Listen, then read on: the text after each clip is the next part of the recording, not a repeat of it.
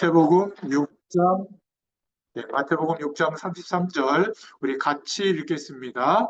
그런즉 너희는 먼저 그의 나라와 그의 의를 구하라. 그리하면 이 모든 것을 너희에게 더하시리라. 우리 어머님 같이 한번 같이 읽겠어요. 같이 시작. 그런즉 너희는 먼저 그의 나라와 그의 의를 구하라. 그리하면 이 모든 것을 너희에게 더하시리라. 마태복음 6장 33절 말씀. 아멘. 이제 잘 들으세요. 따라하지 않으셔도 됩니다. 어디 하는지는 우리 박 기사님이 손가락으로 알려주세요. 오늘 제목은 기도하기 전에 먼저 할 것이 있다라는 제목입니다. 서론으로 기도하기 전에 먼저 해야 될 것이 있습니다. 눈에 보이는 작은 것들에 너무 많은 것을 빼앗기게 되면 중요한 것을 못 보게 됩니다. 내가 본 것이 틀릴 수도 있고 또 맞다가 할지라도 영원한 하나님의 축복에 비하면 별로 가치 있는 것이 아닌 경우가 대부분입니다. 그래서 첫 번째로 눈에 보이는 작은 것들에 흔들리지 말고 내면의 내적인 하나님이 주시는 힘을 가져야 될 줄로 믿습니다.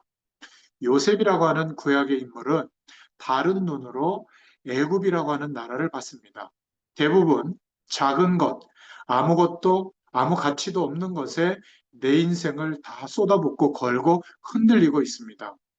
문제처럼 보이지만 우리는 하나님이 함께 하시기 때문에 다른 눈으로 볼 수 있어야 됩니다. 복음 안에 예수 그리스도 안에는 다른 답이 있죠.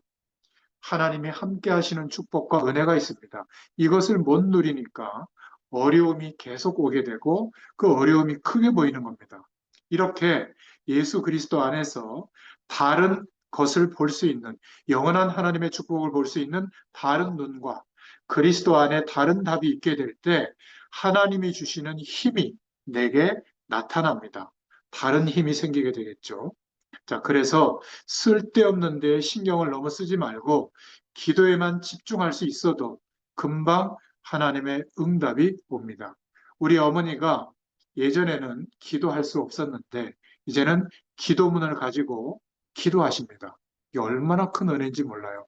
그러면 하나님이 함께 하시는 은혜가 임합니다.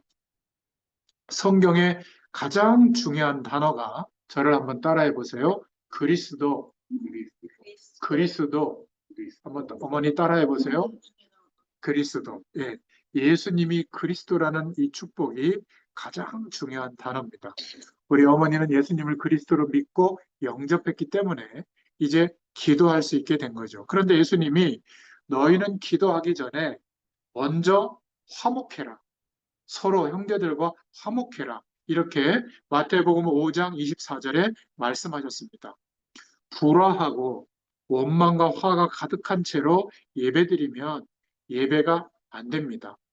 체질적으로 남하고 잘 싸우는 사람이 있는데 이래서는 예배가 될 수가 없죠. 빨리 고쳐야 됩니다.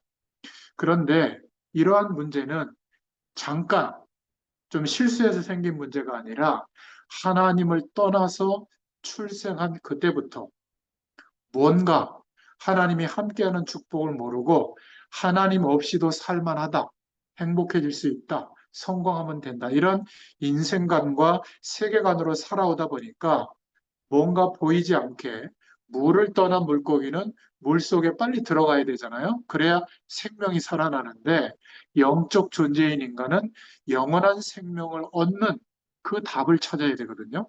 영원한 생명이 없이 언젠가는 죽는 그러한 인생으로 살면 아무런 노력을 기울이고 또 아무런 성공이 와도 만족이 안 됩니다.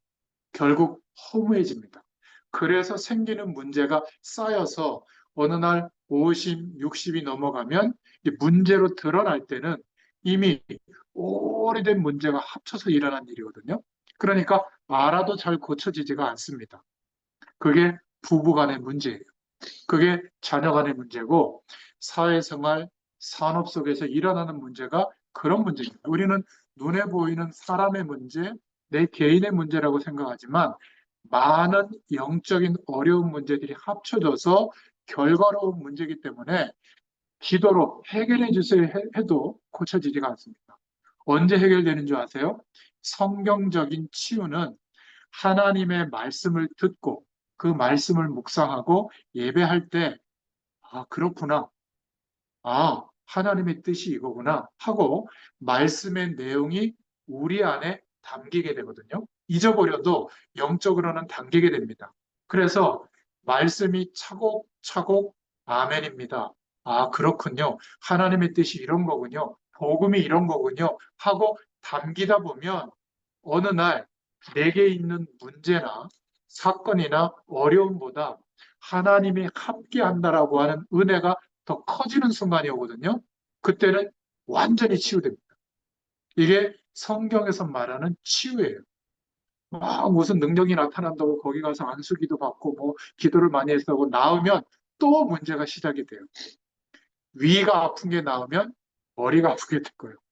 돈 문제가 해결이 되면 사람 문제가 시작되고 인생은 문제가 계속됩니다. 죽어야만 끝나는 문제인데 어느 날 하나님의 말씀으로 예수님이 그리스도 되신 이 축복이 나에게 어떤 것보다도 전부구나라고 믿어지는 순간이 오거든요. 그때는 어떤 것도 문제가 안 됩니다. 설사 죽음의 문제가 와도 문제가 되지 않아요. 그걸 보고 뭐라고 그러냐면 따라해 보세요. 해방되었다. 따라하세요. 영상으로도 제가 보고 있습니다. 해방된 겁니다. 그러니까 예수 믿었다고 해서 문제가 없어서 괜찮은 게 아니라 문제는 여전히 있는데 우리의 연약함도 있는데 희한하게도 더 이상 문제가 안 되는 거예요. 하나님의 말씀이 믿어지게 되면서 믿음으로만 볼 수 있는 하나님이 함께 하시는 축복이 보이기 시작하는 거예요. 응답이 오기 시작하는 거예요. 이거는 이 세상의 수치로 환산이 되지 않은 하나님의 나라가 임했다고 하거든요. 예수님이 오셔서 하신 사역은 병도 고치고 기적도 행했지만 천국이 임한 것을 보여주기 위해서. 왜냐하면 천국은 장소가 아니라 하나님께서 왕으로 계시는 곳이 하나님의 나라예요.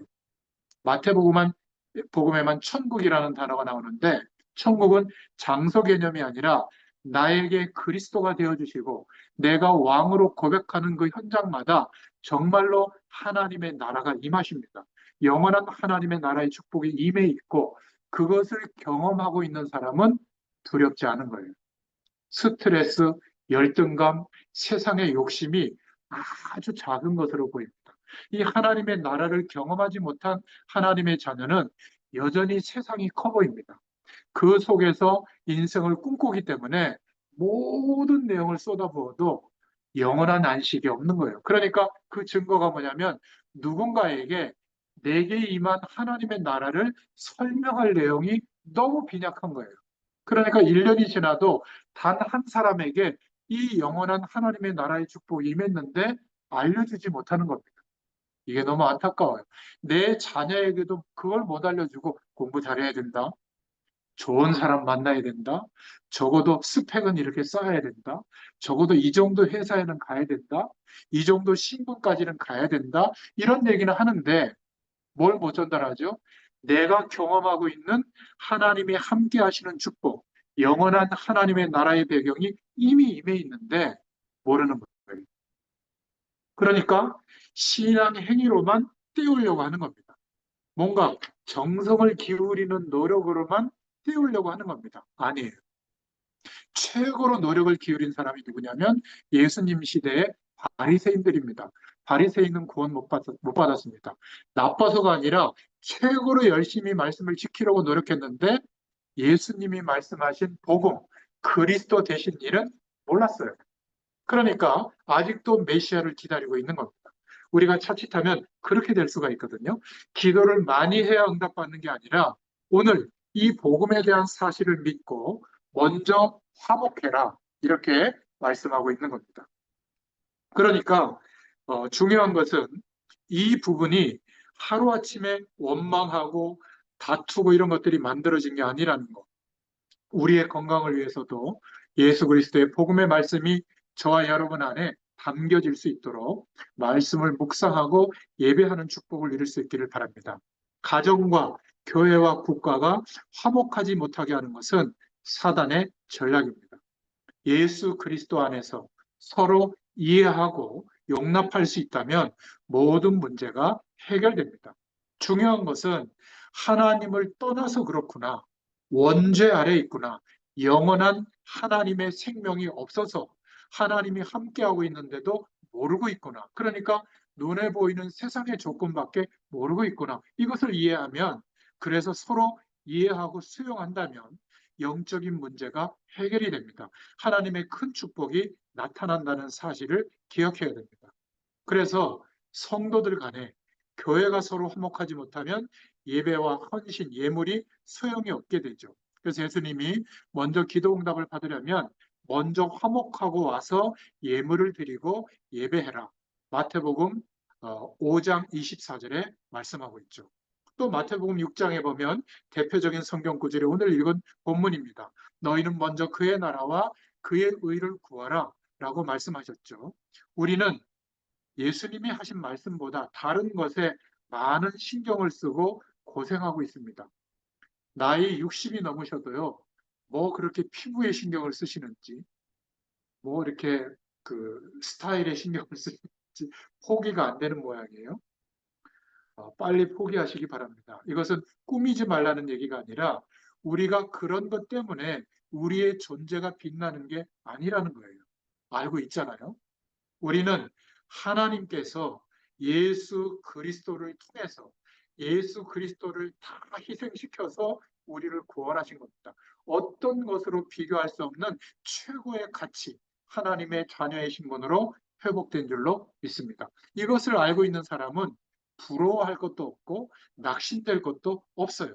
그래서 다른 것에 신경을 쓰고 고생하고 있는 거, 이것을 먼저 없애야 됩니다. 저와 여러분은 그렇게 가치가 없는 사람이 아니에요. 하나님의 자녀가 됐기 때문에 이 땅을 살아가는 동안에 다른 것에 너무 많이 신경 쓰느라고 시간을 낭비하지 마시기 바랍니다. 너희는 먼저 그의 나라와 그의 의를 구해라. 그리하면 이 모든 것을 너희에게 더하여 주시리라. 주님께서 말씀하셨죠. 자기의 욕심, 자기 생각을 가지고 기도한다면 중요한 하나님의 계획을 놓칠 수가 있습니다. 열심히 살다가 성공하고 그 결과를 가지고 다른 사람보다 조금 윤택하게 살고 돌아가시기 직전에 자녀에게 많은 유산을 물려주고 장례를 치르면 자녀들이 고마워하고 또 제사 지내면서 부모님 고맙습니다. 그러겠죠. 그게 인생이 아니에요. 우리는 이 땅을 사는 동안에 하나님께서 영원한 생명의 축복을 알게 하시고 그 축복을 땅끝까지 전달할 수 있는 하나님의 계획을 우리에게 허락하신 줄로 믿습니다. 그래서 하나님의 나라를 구해라. 이 복음과 구원과 전도를 두고 기도해라. 그리고 그의 의, 하나님의 의를 구해라. 우리가 노력해서 구원받은 것이 아니라 독생자로 오신 예수님이 십자가에서 죽으시고 부활하심으로 모든 우리의 문제를 해결해 주셨죠. 하나님 만날 수 없는 문제를 하나님 만나는 길을 열어주셨고 참 선지자의 일을 완성하셨죠. 모든 죄와 저주에 묶여있던 우리를 모든 죄에서 대속제물이 되어주심으로 영원히 해결하셨습니다. 참 제사장의 일을 완성해 주셨죠. 악한 마귀의 세력, 귀신의 세력을 영원히 꺾어주셨죠. 죽으시고 부활하심으로. 그래서 참된 만왕의 왕이 되었습니다. 이것을 그리스도의 일이라고 하죠. 예수님이 죽으시고 부활하신 그 그리스도의 일, 그 의로 인하여 이제 우리는 구원받게 된 겁니다. 그의 나라와 의를 구하면 나머지 모든 것을 허락하시겠다고 말씀해 주셨죠. 또 마태복음 7장, 마태복음 5장, 6장, 7장이 산상보훈이다. 제자들을 산으로 부르셔서 예수님의 공적인 사역을 처음 시작할 때 제자들에게 하신 말씀이죠. 7장 1절부터 5절에 보면 세 번째로 기도하기 전에 할 것을 말씀하고 있는데 먼저 자신의 잘못을 깨달아야 된다. 이렇게 말씀하셨습니다. 형제를 비판하지 마라. 다른 사람의 눈에 있는 티가 들어간 것은 보는데 내 눈에 들보는 못 보냐. 그 들보를 먼저 뽑으라고 하셨습니다. 티는 조그만 것인데 잘 보이지도 않는 그것을 볼 수 있으면서 내 눈앞에 들보가 뭐죠? 큰 나무잖아요. 그 가린 것을 봐라. 내 자신을 빨리 보라는 말입니다. 남의 것보다는 너 자신을 빨리 쳐다보면 오늘 하루 응답의 큰 문이 열리게 될 줄로 믿습니다. 우리가 믿음이 없는 것, 하나님의 말씀이 임해 있는데도 하나님의 말씀보다 내가 잘하고 있다, 너는 틀렸다, 이렇게 생각하고 있는 우리 자신을 깨닫게 될 때 하나님께서는 굉장한 은혜를 주실 줄로 믿습니다. 그래서 형제의 약점을 지적할 때 자기의 잘못이 깨달아지지 않고는 큰 실수를 하게 됩니다. 자신의 눈에는 큰 문제인 들보가 큰 대들보 같은 나무가 있는데 남의 눈에 보이지도 않는 작은 티를 보고 판단하면 기도해도 기도 응답을 받을 수가 없습니다. 예수님이 하신 말씀이에요. 그래서 오늘 결론입니다. 우리는 예수님이 가르쳐 주신 기도를 배워야 합니다. 그리고 기도를 해야죠. 그러나 먼저 할 게 있다. 먼저 형제와 화목해라. 그리고 먼저 그의 나라와 그의 의를 구해라. 그리고 세 번째로는 먼저 형제들, 다른 사람의 티끌 같은 보이지 않는 문제를 쳐다보고 비판하지 말고 우리 자신의 잘못을 먼저 깨닫고 기도해라. 이렇게 말씀하고 있습니다. 마태복음 5장부터 7장까지는 산에서 가르쳤다고 해서 산상보훈 혹은 산상수훈이라고 합니다. 마태복음 6장에는 주님이 가르쳐 주신 주기도문도 나오죠. 예수님이 가르쳐 주신 기도의 내용이 나오는데 여기서 먼저라는 단어를 세 번 쓴 내용이 나옵니다. 오늘 마태복음 24절, 5장 24절, 마태복음 6장 33절, 마태복음 7장 1절부터 5절에 이 말씀들은 남의 말을 하지 말고 입 다물고 살아야 된다. 이렇게 이해할 수도 있는데 뭐 그런 말도 틀린 것은 아니지만 그보다 중요한 게 있습니다. 대부분 사람들이 원망과 불평과 자기의 상처와 어려움에 빠져 있기 때문에 그들을 살려주라는 말이에요. 기도 응답 받도록. 그런데 너희가 먼저 형제와 화목해라. 너희는 먼저 그의 의를 구해라. 그의 나라를 구해라. 그리고 자신부터 말씀으로 비춰봐라. 이렇게 말씀하고 있는 겁니다. 대부분의 사람들이 어려움 속에 있기 때문에 많은 사람들이 가치 있는 복음의 내용 말고 다른 것에 몰두해 있다가 그렇게 손해보고 있으니까 너희들이 도와주려면 기도하기 전에 먼저 할 것이 있다. 이렇게 오늘 말씀하고 있는 겁니다. 오늘 말씀을 기억하시고 우리 내면에 하나님이 주시는 다른 힘과 능력이 임하기를 축원드립니다. 기도하겠습니다. 하나님 너무 감사합니다.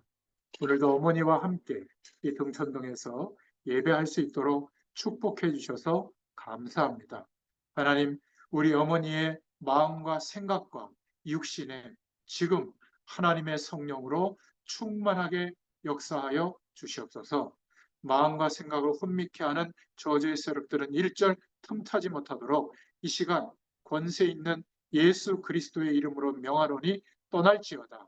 하나님께서 성령으로 계속 역사하여 주시옵소서. 우리 어머니가 은혜가 회복되어지면서 이전에 있었던 상처와 어려움들이 깨끗이 치유되게 하시며 하나님의 은혜가 감사하여 감격하여 하나님께 예배하며 기도하고 찬양할 수 있도록 은혜를 베풀어 주시고 역사해 주심을 감사합니다.